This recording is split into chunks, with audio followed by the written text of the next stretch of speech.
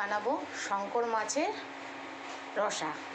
তো তার জন্য এই যে শঙ্কর মাছ আমি ধুয়ে পরিষ্কার করে নুন হলুদ মাখিয়ে নিয়েছি, আর এই যে আলু পেঁয়াজ কেটে নিয়েছি এবং এই যে মশলা করে নিয়েছি। এখানে আছে পেঁয়াজ টমেটো, আর এখানে আছে জিরে আদা লঙ্কা। তো এবার প্রথমে আমি কড়াইতে তেল দিয়ে নেব মাছ ভাজার জন্যে। তেলটা গরম হলে আমি মাছটা দেব। গরম হয়ে গেছে, এবার আমি মাছগুলো এক এক করে কড়াইতে দেব।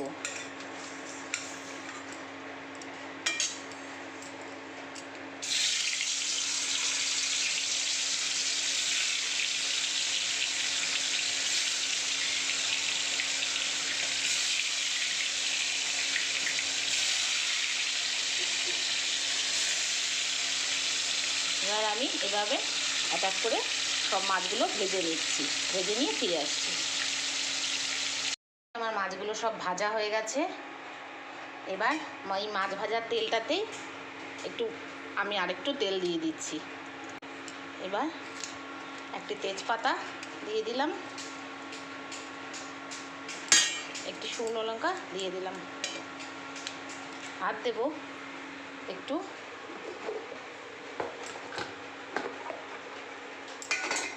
জিরে ফোড়নে।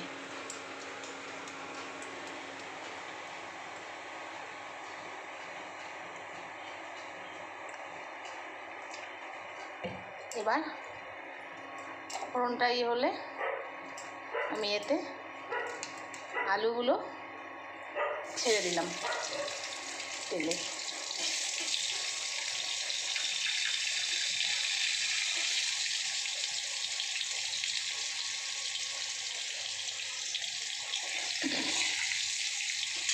এবার একটু নুন দিয়ে দেবো।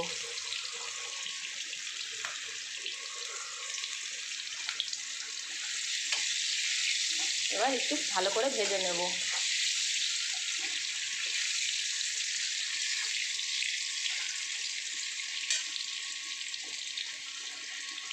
এবার পেঁয়াজটাও দিয়ে দিলাম, কুচি করে রাখা ছিল পেঁয়াজটাও দিয়ে দিলাম।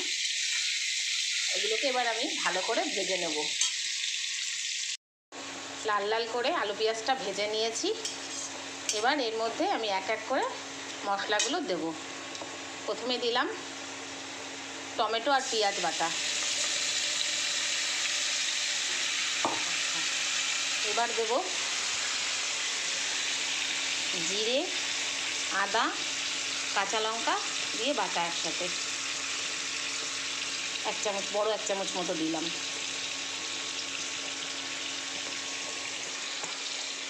এবার দেব এক চামচ হলুদ,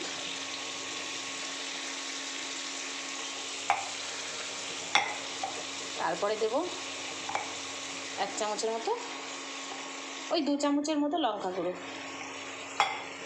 একটু ঝাল ঝাল হলে ভালো লাগে এই মাছটা খেতে।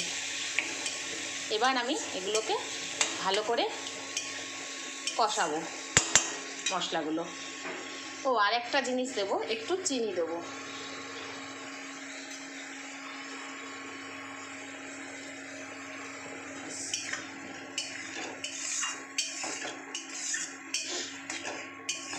আর নুনটা পরে একটু চেক করে, যেহেতু প্রথমে একটু দিয়েছি সেহেতু পরে চেক করে আবার একটু দেব। এবার এগুলোকে সব একসাথে ভালো করে কষাবো।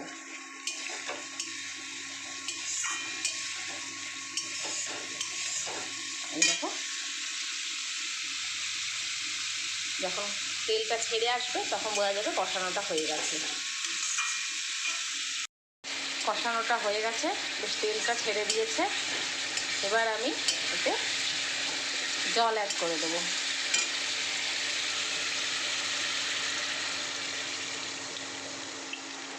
বেশ খানিকটা জল দিয়ে দিলাম। এবার এটা ফুটে যাওয়ার অপেক্ষা করব, আলুগুলো সেদ্ধ হয়ে যাওয়ার, ফুটে গেলে তারপরে মাছটা দেব। বন্ধুরা, আমার আলু সেদ্ধ হয়ে গেছে, এবার আমি মাছগুলো দিয়ে দেবো।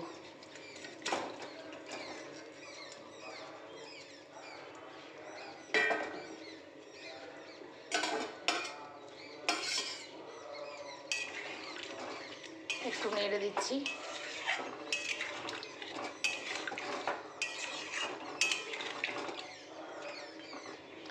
এবার একটু ফোটার অপেক্ষা করব, ফুটে গেলে গরম মশলা দিয়ে নামিয়ে নেব, ব্যাস তাহলেই তৈরি হয়ে যাবে আমার শঙ্কর মাছের রসা।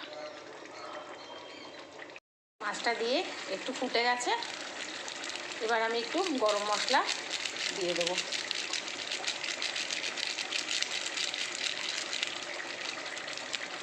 ব্যাস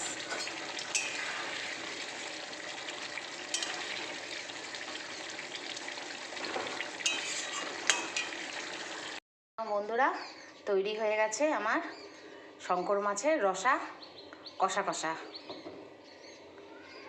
দেখো তাহলে, বেশ সুন্দর লাগছে না?